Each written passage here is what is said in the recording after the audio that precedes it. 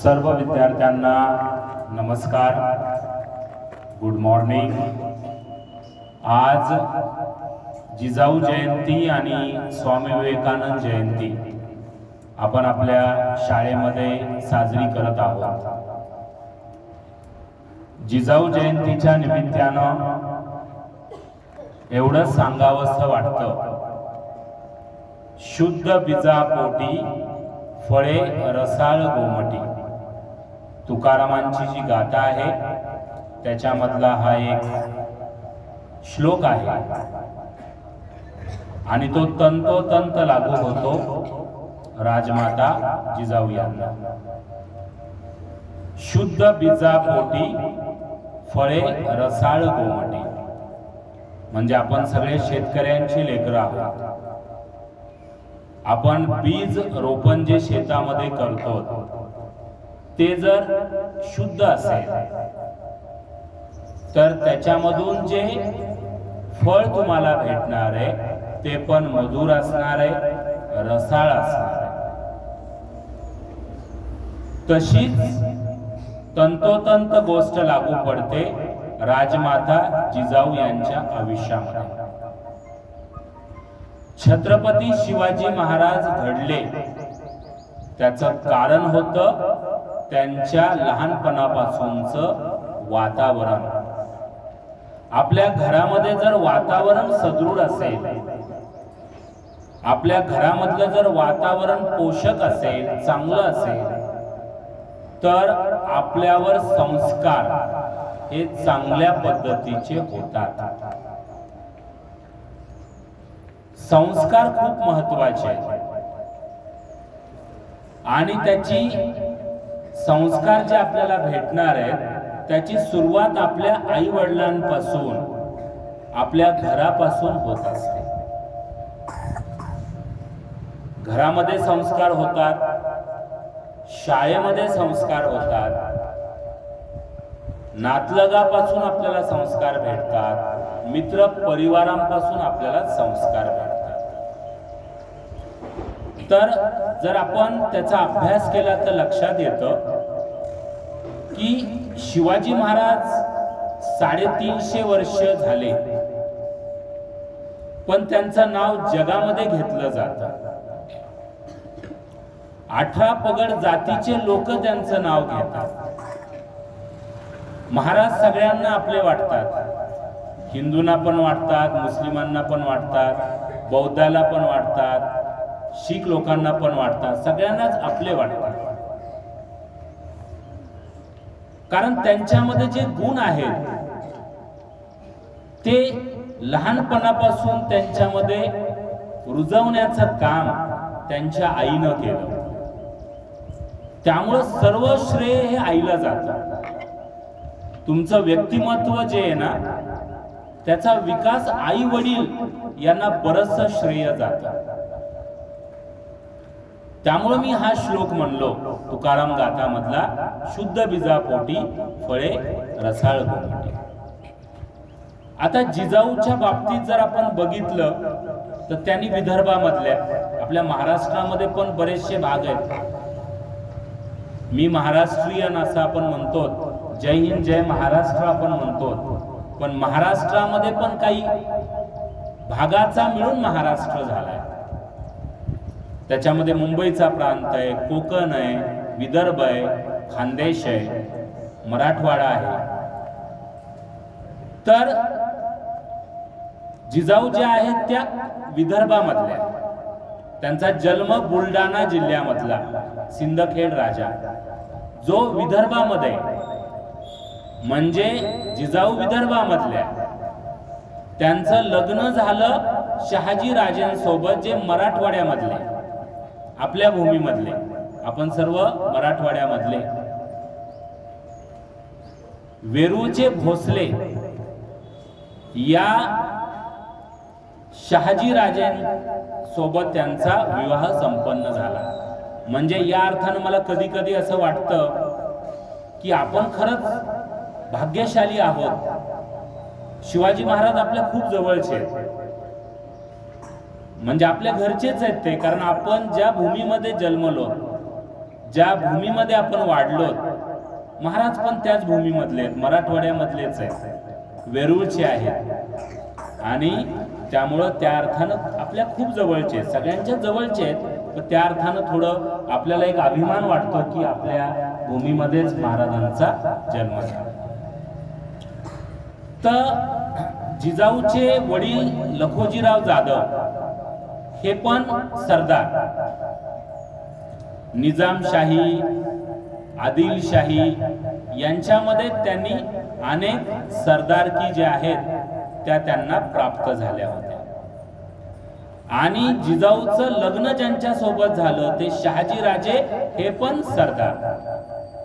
त्यांनी पण कधी निजामशाहीमध्ये, कधी आदिलशाहीमध्ये, कधी मोगलांसोबत त्यांनी सरदार म्हणून त्या ठिकाणी काम केलं. आणि शहाजी राजांना आपण ना स्वराज्याचे संकल्पक म्हणतो.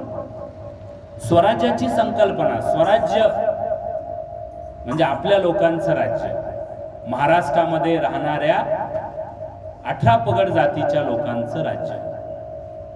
तर ती संकल्पना मांडणारे कोण होते माहितीये?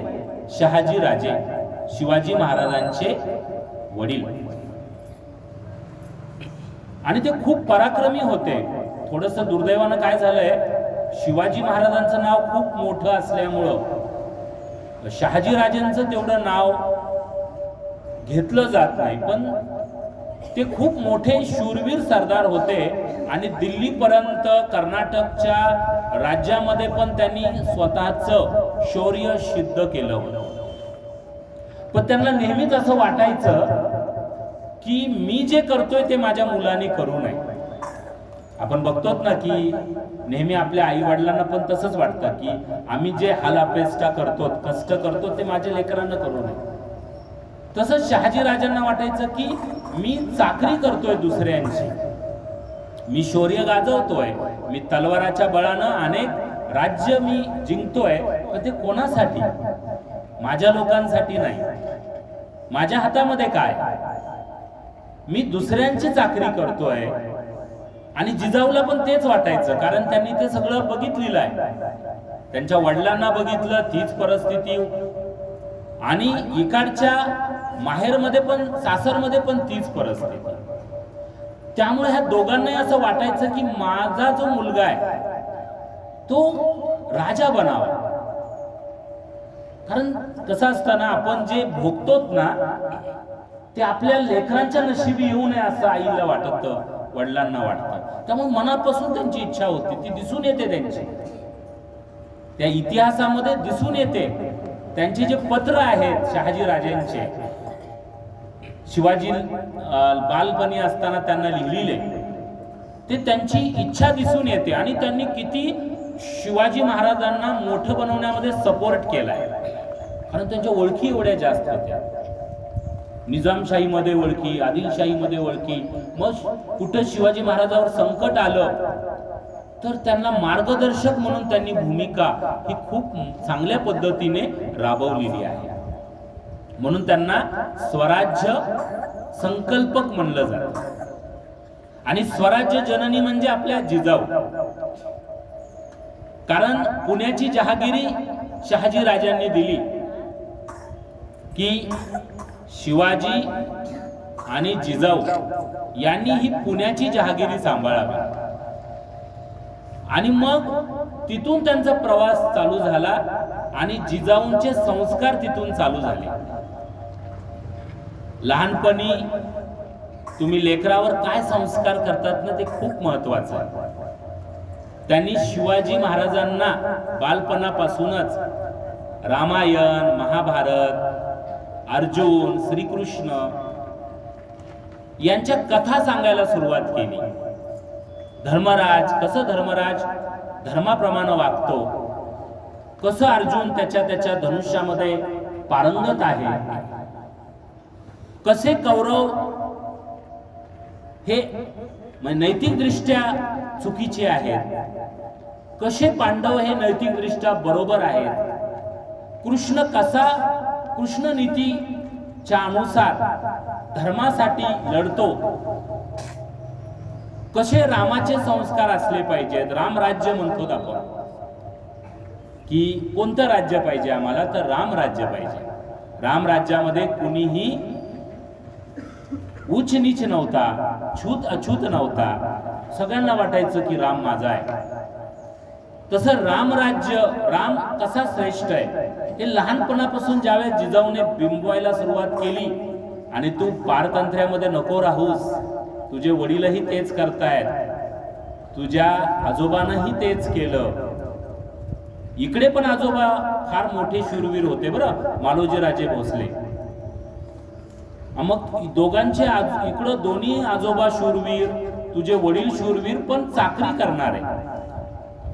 त्यामुळे तू स्वतःचं राज्य, लोकांचं राज्य, स्वराज्याची स्थापना कर, हे लहानपणापासून त्यांना बिंबवण्यात आलं. जसं लहानपणी आई सांगते ना, हे करायचंय तुला, तर ते आपल्या डोक्यामध्ये राहतं, हा हे करायचंय. तसं शिवाजी महाराजाला पक्क माहित होतं की काय करायचंय. त्यामुळे खूप कमी वयामध्ये ना त्यांनी तोरणा किल्ला जिंकला. पहिल्यांदा रायरेश्वर मंदिरामध्ये प्रार्थना केली. महादेवाच्या समोर त्यांचे सवंगडी यांनी स्वराज्य स्थापनेची प्रार्थना केली की अखंड माझं आयुष्य मी स्वराज्यासाठी अर्पित करेल. आणि रायरेश्वराच्या महादेवाच्या मंदिरावर त्यांनी त्या ठिकाणी प्रार्थना केली. आणि ह्याला सगळं पाठबळ होतं जिजाऊचं. कुठे चुकलं, काय कमी आहे, कुठे चूक होते. कारण माणसाकडून ज्यावेळेस माणूस काम करतो ना, चुका होत असतात. आणि मग आई वडिलांचं कामच असतं, बाबा इथं तुझी चूक होते, तू थोडंसं लक्ष दे इथे. त्यामुळं खऱ्या अर्थानं शिवाजी महाराजांच्या जर राजकीय कुणी गुरु असतील तर त्या आई जिजाऊ आहेत. त्यांनीच त्यांच्यावर खरे संस्कार केले. चुकलं तर त्यांना समजावून सांगितलं वडीलधाऱ्याच्या नात्यानं, आणि कुठे जर बरोबर आलं तर शाबासकी दिली. आणि त्यांनी स्वतः खूप मोठ्या योद्ध्या होत्या. तलवारबाजी, घोडेस्वारी हे त्यांचं आहे, दिसून येतं. शिवाजी महाराज ज्यावेळेस लढाईवर असायचे तो कारभार कोण सांभाळायचं? जिजाऊ सांभाळायचे. त्यांच्या शब्दाला मान होता, कारण त्या राजमाता होत्या. कारण ज्यावेळेस त्यांनी बाहेर शिवाजी महाराज स्वारीवर असायचे त्यावेळेस पूर्ण कारभार आईच्या स्वाधीन. त्यांना माहित होतं की माझ्या स्वराज्याची रक्षण करणारी माझी आई ही खरी स्वराज्य जननी आहे. आणि अशा पद्धतीनं जे स्वप्न त्यांनी बघितलं होतं, आणि त्यांनी खूप पुण्यवान पण होते, कारण स्वप्न बघून ते साकार होताना पण त्यांनी बघितलं. म्हणजे शिवाजी महाराजांचा राज्याभिषेक झाला त्यावेळेस त्यांनी होत्या. त्याच्यानंतर काही दिवसाच्या नंतर त्यांचं निधन झालं. म्हणजे ज्या लेकराला स्वप्न दाखवले त्या लेकराचे स्वप्न साकार होताना पण त्या माऊलीनं बघितलं, आणि नंतर आपला देह त्याग केला. अशा या जिजाऊ आहेत. त्याच्यामुळे माझं सांगणं एवढंच आहे की आई वडिलांचं ऐका. नेहमी सांगतोय मी की त्यांनी काय बोलतायत ते समजून घ्या. त्यांना तुम्ही कमी लेखू नका. ते तुमच्यासाठीच काम करतात. ते जे दिवस रात्र काम करतात कशासाठी करतात? ते तुमच्यासाठीच करतात. तुम्हाला चांगलं आयुष्य भेटावं, तुम्हाला सगळं भेटावं जीवनामध्ये, त्यासाठी ते काम करतात. जो आई वडिलांचं ऐकेल तोच खऱ्या अर्थानं पुढचं आपलं स्वतःचं भविष्य घडवू शकतो आणि संस्कारित पण राहू शकतो. एवढंच मला या निमित्तानं सांगणं आहे. आजच्या या प्रसंगी मी सर्वांना जिजाऊ जयंतीच्या आणि स्वामी विवेकानंद जयंतीच्या खूप खूप शुभेच्छा देतो. थँक्यू. जय हिंद, जय महाराष्ट्र, जय जिजाऊ, जय शिवराय.